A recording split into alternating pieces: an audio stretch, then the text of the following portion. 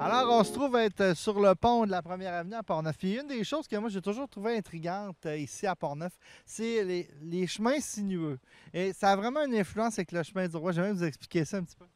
Oui, bien, en fait, ça a toujours suivi les habitations, mais dans ce cas ici, c'est que il faut savoir que le premier chemin du roi était tout près du fleuve. En 1745, les gens ont décidé que là, c'était temps de passer à autre chose, au lieu de passer à gué dans la rivière.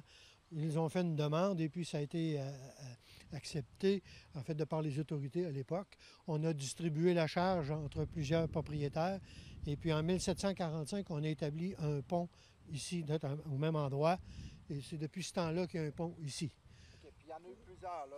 C'est pas celui Ah, ouais, ouais, ouais. Non, non, non, non, évidemment, là, celui-là, c'est le pont Jacques-Leneuf. D'ailleurs, il a été baptisé comme tel. Il y a une plaque ici, pas loin, OK. qui a été Ah, mise ça, je savais à pas. cet honneur-là. Ouais. OK.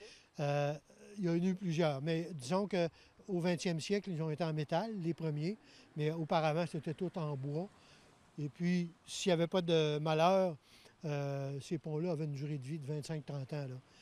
Mais la sinuosité a fait aussi qu'on a quitté le bord du fleuve pour rapprocher le chemin du roi des habitations.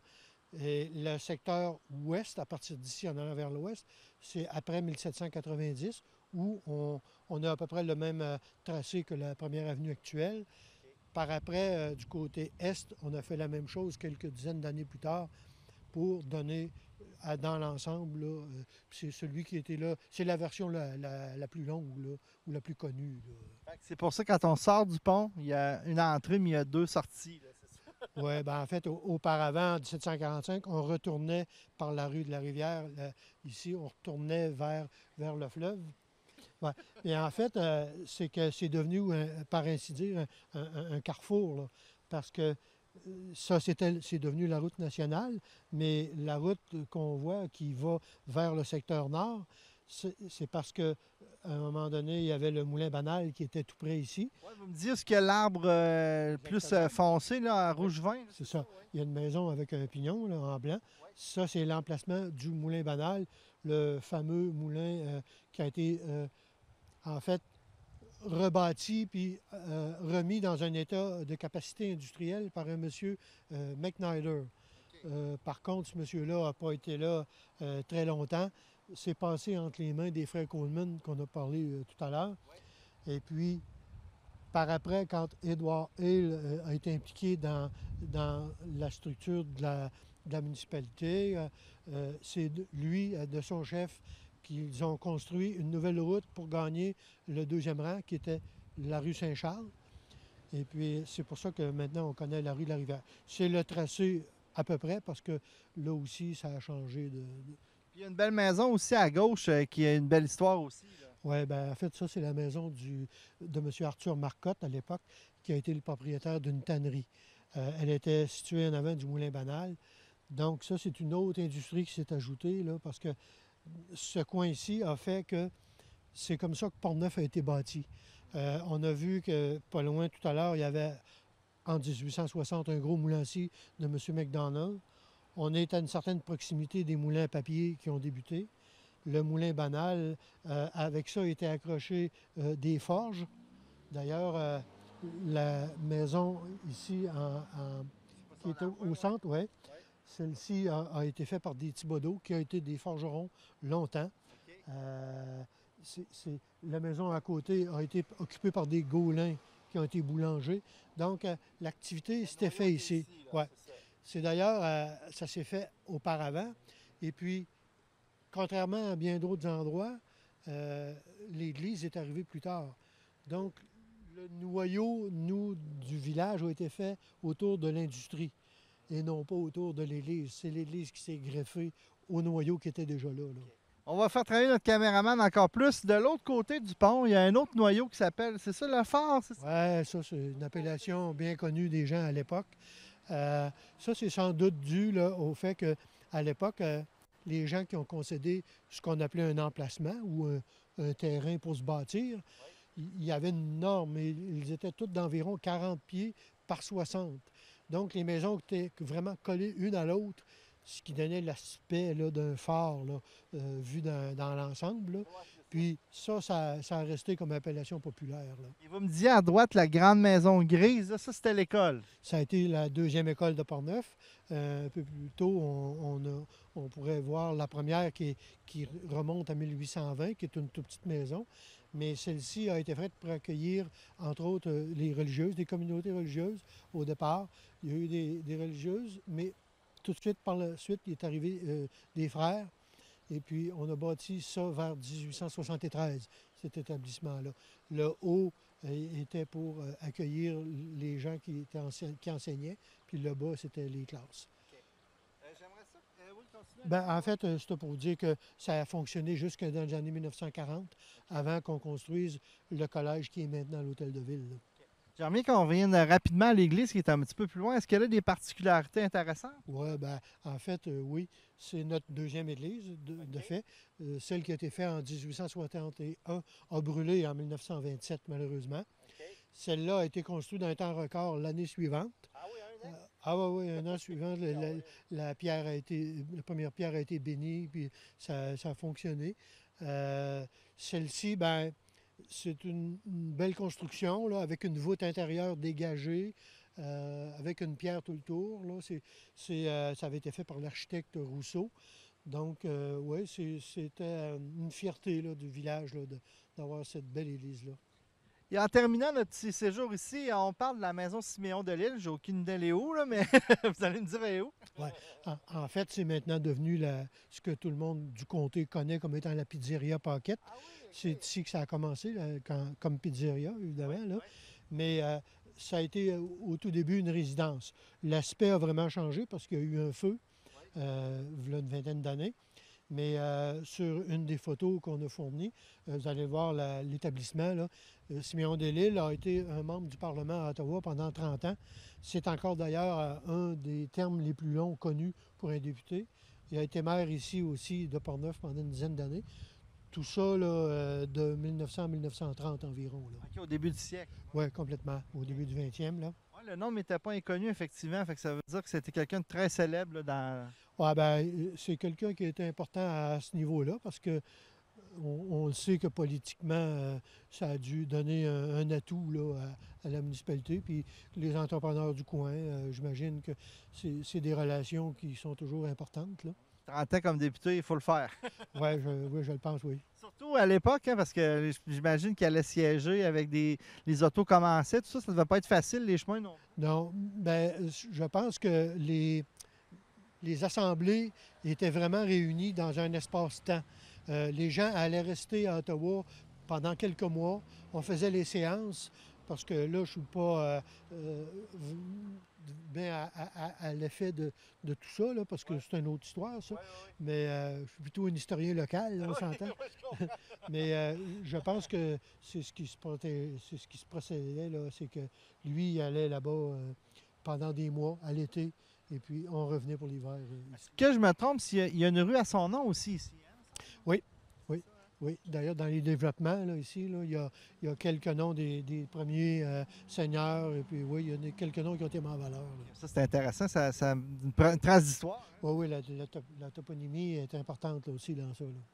Alors, pour notre cinquième partie, on se trouve à ce qu'on appelait Port-Neuf Station. Maintenant, c'est vraiment Port-Neuf à part entière, mais nous autres, pour la forme historique, c'est ça qu'on va faire.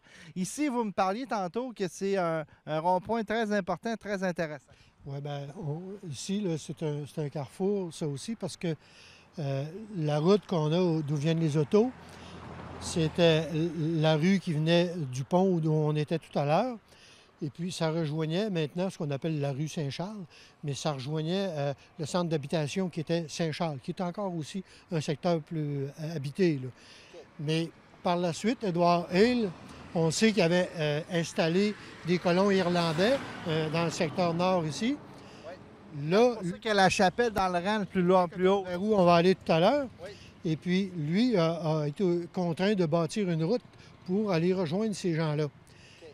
L'espace qu'il y a ici, à gauche de la rue qui est maintenant la rue Saint-Louis, ces terres-là appartenaient au seigneur qui était à ce moment-là Édouard Hale. C'est lui qui avait les titres. Donc, les deux lots qu'il y avait là lui appartenaient. Ils ont donc décidé de faire à même sa propriété une rue pour monter à la rivière à Belle-Île ou le rang de la Chapelle. Parce que le seul accès qu'il y avait à l'époque était plutôt à l'ouest. Ça reliait à partir d'en bas, ce qui est maintenant connu comme étant la route du camping. Oui. Ça, c'est la route qui menait au troisième rang et vers les Irlandais. Mais Édouard Hale, voulant que ces gens-là aient accès au moulin banal, a fait cette rue-là. Donc, le carrefour Saint-Louis et Saint-Charles était important. D'ailleurs... Très petit, d'ailleurs, il faut le mentionner. Oui, bien là, sur un carrefour, c'était serré. À l'époque, là, on ne parlait pas des immenses camions qui passent ici quotidiennement, là. Ouais. Mais lui, du même coup, a installé des gens ici. D'ailleurs, en 1850, il y avait un monsieur Betts qui s'est installé ici, qui était cordonnier. Dans la portion qu'on a ici à droite de la rue Saint-Louis, il y avait une portion d'environ 1 arpent par 4. Ça partait de Saint-Charles en bas et ça allait à la rue Notre-Dame. Et puis ça a toujours été, puis de longue date, finalement, concédé et transmis par des anglophones. C'est parti d'Édouard Hale, puis par la suite, ce sont principalement des Irlandais qui ont quitté ce qu'on appelait, nous, Hillsborough, dans le secteur nord, et qui sont venus s'installer. D'ailleurs, la petite maison qui fait le coin ici, c'est Archie Bonallé, un type qui était basé là-bas, qui est maintenant dans Sainte-Christine, mais qui a quitté sa terre là-bas pour venir installer ici tout près de la voie ferrée plus tard. Et puis, il y a eu des Jess, il y a encore une dame qui reste ici, qui est une Jess. Donc, ça a été un coin vraiment habité par une descendance irlandaise. On est encore ici, tout ça. Tantôt, vous me parliez aussi dans le fond, on dit Port-Neuf Station depuis tantôt, mais la station était là. Exactement, oui. En fait, là, on est tout près de la voie ferrée, la première qu'on a eue dans Port-Neuf. Il y a eu, à un moment donné, un peu plus tard, après 1900, deux autres qui se sont ajoutés. Celui qu'on connaît comme étant le Canadien national maintenant en bas. Et puis, un peu plus haut, il y a eu le Transcontinental. Mais la première qui s'est faite, qui a été construite, c'est celle-ci vers 1878 et 80. On dit que ça a été officiellement ouvert vers 1883. Et puis la station, qui était le centre pour pouvoir embarquer et transiger dans ces trains-là, était située tout près là, de l'amoncellement de vieilles rails là, ou de rails non utilisés qui sont là. Et puis, la station était là très longtemps. Parfait. Puis là, en terminant ce coin-ci, vous nous parlez des commerces qu'il y avait ici. Oui, bien, ces gens-là, je vous ai parlé de M. Betts, qui était un cordonnier, mais par la suite, comme je vous l'ai dit, c'est un carrefour, les gens passaient ici. C'est assez souvent un lieu intéressant pour les commerçants, donc pour les gens qui passent. Ça fait que ça a commencé avec eux. Un peu plus tard, il y a eu M. Paradis, qui est devenu beaucoup plus tard le magasin Fournier, la famille Fournier, Edmour et son père auparavant. Donc, c'est le coin un peu là, comme ça. Il y a eu un restaurant dans le premier bureau de poste qu'il y a eu au secteur nord, qui était dans la maison qu'on voit ici. Ça a été le premier bureau de poste, mais par après, c'était un commerce, un restaurant très longtemps, détenu par des demoiselles Marcotte. Là. Et juste en terminant, nous autres, on est passé tantôt, il y a des travaux intéressants parce que ça va reconstituer une piste, ben, ça va mettre une piste cyclable, mais en reconstituant une ancienne piste que vous aviez. Oui, bien en fait, c'est presque le tracé de ce qu'on appelait, nous, la côte du C. Le premier tracé était pas mal à cet endroit-là parce que la côte actuelle a été changée de place à quelques reprises, là. Mais le tracé du parcours de parcours cycliste, là, si on veut, là, ça va emprunter, puis ça démontre bien dans la courbure là, du fameux C qui lui a donné le nom là, qu'on a toujours connu comme étant la côte du C. Là. Alors déjà, notre avant-dernière étape, ça passe vite, mais c'est quand même une étape très importante. On va parler du bois parce que ça a été une industrie hyper importante ici à Portneuf. Oui.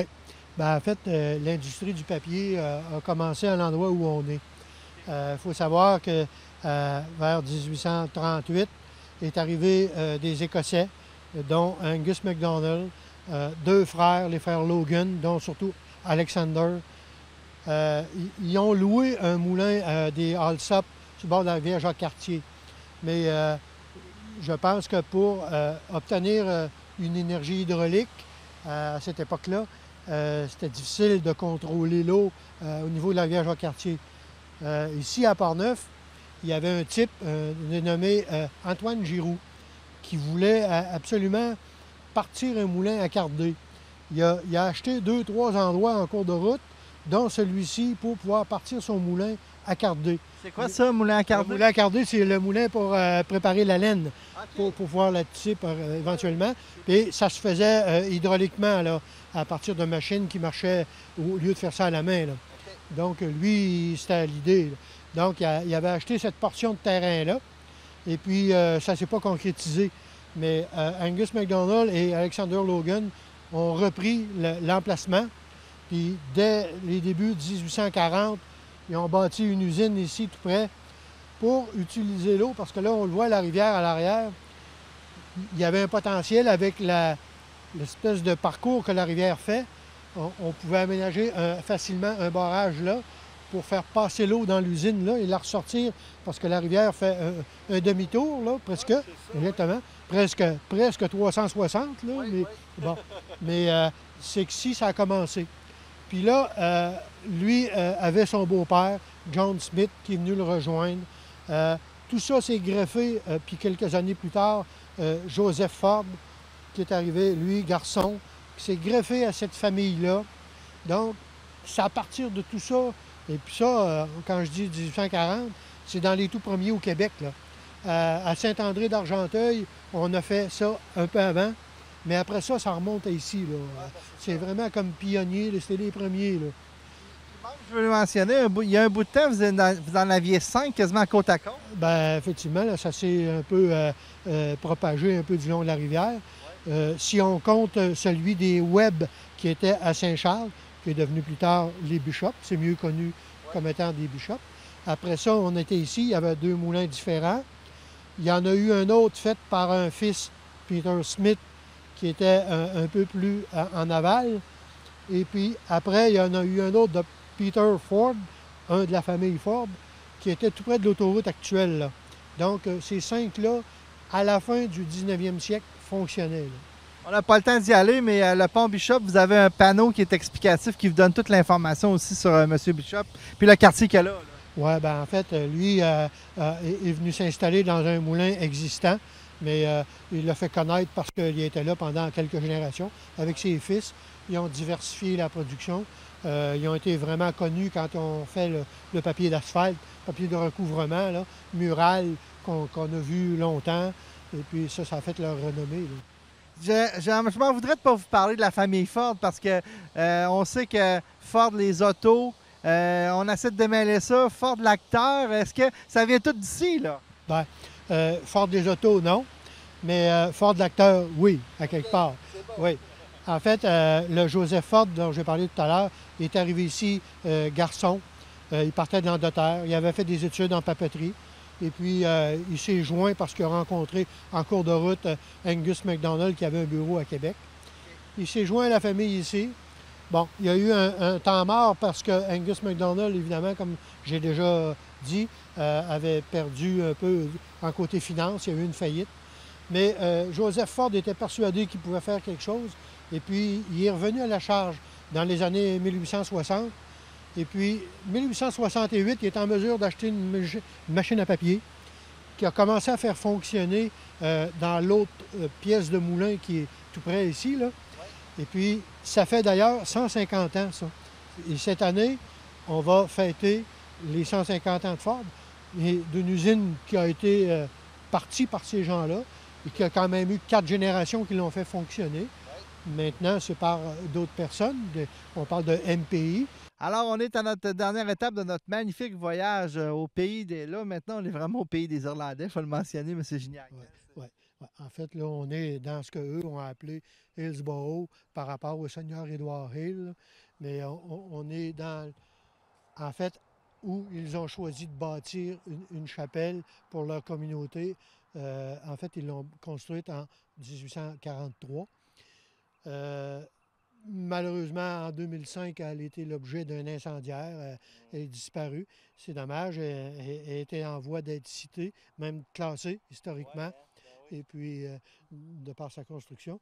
Mais par après, la ville, avec plusieurs partenaires, là, la MRC, le gouvernement, je pense entre autres Construction Pavage Port-Neuf pour la proximité de la matière, la pierre, là, qui est du granit, là. Oui. En fait, c'est comme ça qu'on a bâti un monument commémoratif là, pour les gens. Pour le mentionner, cette chapelle-là, on le dit, elle a été créée en 1842. C'était parce qu'on a expliqué tantôt, il s'est créé un secteur vraiment d'Irlandais, et puis là, ça devenait compliqué s'en venir à l'église. Donc, on a fait ça ici. Oui. Bon, au départ, ce qui est particulier à Portneuf, c'est que le début de l'arrivée de ces gens-là, c'est autour de 1820. Bon, ça, c'était la volonté du gouvernement du Bas-Canada à l'époque de combler les parties de seigneurie qui ne l'étaient pas. Et puis, à partir de ce moment-là, on a fait venir des gens d'Europe, dont, entre autres, les Irlandais. La particularité des gens d'ici, c'est qu'ils étaient à la majorité anglicans. Ça, c'était nouveau, là, parce qu'un peu plus tard, on va savoir que dans les années 35-40, est arrivée une vague de par la famine qu'il y avait là-bas, mais une majorité catholique. Et nous, ici, la majorité de ces gens-là, quand ils sont arrivés, et puis on a commencé à les installer dans ce qu'on appelle, nous, maintenant, le rang de la chapelle. À l'époque, c'était l'équivalent du 6e rang. Ce qui est particulier ici, c'est que les 3 premiers rangs ont été faits de façon perpendiculaire au fleuve. Ici, on les a remis, mais dans le sens du fleuve, au bout de la 3e concession. Donc, on a eu un 4e rang, un 5e, 6e. C'est pour ça que le rang tourne à quelque bon moment donné. Oui, bien, c'est ça, parce que à l'époque, il faut dire qu'on mettait les routes sur les lignes de propriété à ce moment-là. Ça fait que, donc, c'est pour ça, oui, que parcours, puis éviter certaines coulées là, qui sont là, malheureusement. Là. Donc, la chapelle a été bâtie 42-43. Elle a fait quand même une centaine d'années. Et puis, 2005, ben, il y a eu l'événement qu'on connaît. Oui, bien c'est ça, ça a été triste. C'était un incendie, ça a été rasé. C'était une petite chapelle construite entièrement en bois. Il n'y avait aucun système, on n'avait pas été prévenu. Ouais. Donc, on est arrivé ici, ça a été rasé. Ouais. Je vous dis. Ici, là, à notre gauche. Oui, l'espace qui n'est pas occupé par les pierres, en fait, là, c'était l'emplacement de la chapelle comme telle. Là.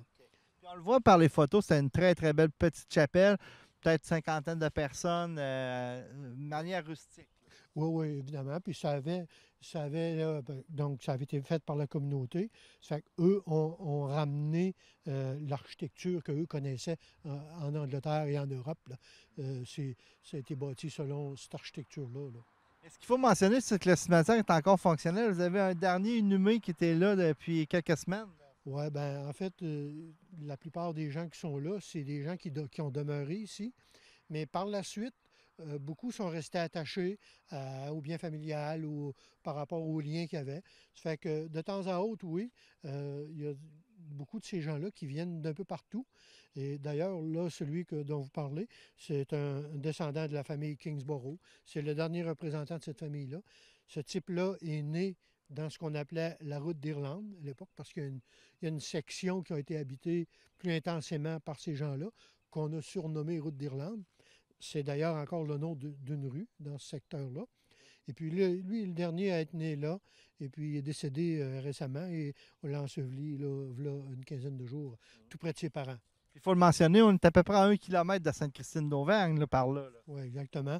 En fait, le territoire qui était occupé par les Irlandais a été coupé en 1895 pour faire place à la nouvelle paroisse qui était Sainte-Christine, là. En terminant, on va s'en aller vers le panneau. Puis j'aimerais aller de l'autre côté. J'aimerais ça que vous me parliez un petit peu justement des cantons, justement de voir la cohabitation entre les francophones et anglophones. Oui, bien, on le voit ici de par l'image, là. Je vous parlais du troisième rang.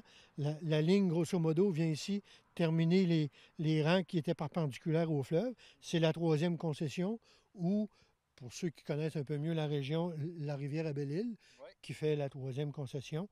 Par la suite, pour combler l'espace qu'on avait au nord, les rangs ont été mis d'une autre façon. Donc, on est passé du 3 arpents de front par 40 qui était conventionnel pour les francophones. Pour les Irlandais, lorsqu'on s'est installé ici, on parlait plutôt de 2 arpents de front, mais par 25. Et dans certains cas, ça a été jusqu'à 4. Là. Mais grosso modo, les divisions telles qu'on les voit, et puis les numéros, ça, c'est des numéros qui ont été attribués lors du premier lotissement en 1878. Là. C'est les chiffres qu'on voit là. Et puis, ceux qui sont surlignés, c'est des gens qui étaient descendants ou des Irlandais, mais qu'on a inventoriés, mais qui résidaient surtout là, parce qu'il y a certains lots dont ils étaient propriétaires, mais ils n'étaient pas occupés nécessairement. Donc, ceux que vous voyez là, c'est les dernières familles, puis c'est lorsque la paroisse s'est faite en 1861, c'était les Irlandais de l'époque. Puis de ce qu'on sait, c'est qu'il y avait une super belle cohabitation parce qu'il y a des francophones et des anglophones mélangés là-dedans. Là, fait que ça s'attendait quand même assez bien. Oui, oui, oui, oui. Puis ça, on le vit encore parce qu'il y a beaucoup de ces descendants-là qui sont maintenant des citoyens dans les villages à part entière. Et puis, j'oserais faire un clin d'œil, par exemple, à mon ami Gaétan Morissette Oui. avec ses tambours. Oui. Ces tambours, c'est l'origine de ces gens-là. Oui. Et puis, la musique, elle s'est transmise autant chez les francophones. Il en est la preuve. C'est lui qui maintenant transmet ce savoir-là. Puis, ça vient des Irlandais. En terminant, je vous en voudrais. Tantôt, on a mis une parenthèse sur Glenford. Et il y a un débat justement sur le fait est-ce qu'il vient de Sainte-Christine ou est-ce qu'il vient de Portneuf. Alors, vous allez nous démystifier ça. Ouais. En fait, il y a un lien qui le concerne, mais ça remonte à son père. OK. Là, il faut savoir que ce qu'on appelait les chutes des Américains, ou le secteur où il y a eu un pouvoir électrique fort, aux limites de Saint-Basile-Sainte-Christine, sur la rivière Sainte-Anne. Oui. Bon, ça remonte vers les années 1880, où Joseph Ford a acheté la majorité des lots autour de cette chute-là. Ils y ont bâti un moulin qui s'est appelé Glenford. OK. Le grand-père de l'acteur Glenn Ford a fait fonctionner cette usine-là, qui malheureusement a brûlé vers 1907. Son père, Newton, est né là, mais ils sont revenus à Portneuf vers les années 1900, en gros, grosso modo. Roland Ford, le grand-père, a été le premier maire de Sainte-Christine. OK. Donc, le fils, lui, avec le père, sont revenus vers 1900 à Portneuf.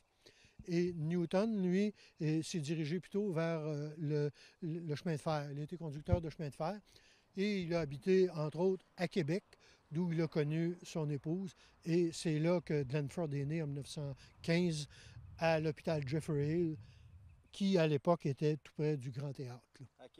Et puis par la suite, ben là, on connaît l'histoire. Ils ont déménagé un peu quelque temps à Montréal, mais vers l'âge de 6 ou 7 ans, ils ont quitté pour la Californie. Et puis, il est purement un Américain depuis ce temps-là. Là. Donc, il est plutôt né à Québec que dans le comté de Portneuf. Oui, oui, exactement. Ben, on veut lui faire un lien quand même, Oui. mais malheureusement, puis je ne veux pas décevoir les gens, là, mais il n'est pas né à Sainte-Christine. Alors, c'est sûr qu'on aurait pu vous parler de bien d'autres choses, mais je pense que la meilleure chose qui vous reste à faire, c'est de vous procurer le livre de M. Gignac. Hein? Ben, en fait, c'est plus complet, il y a plus de détails, évidemment. Là. Et puis, on est toujours là aussi pour ceux qui en veulent en savoir un peu plus. En tout cas, merci beaucoup. C'était une super belle visite. Je pense que vous en avez appris beaucoup sur notre histoire parce qu'effectivement, il s'est passé beaucoup de choses à Portneuf dans l'histoire. Alors, merci beaucoup. Je vous remercie d'avoir donné l'opportunité de faire connaître tout ça là, aux gens du comté, puis un peu plus loin s'il le faut. Parfait. Merci.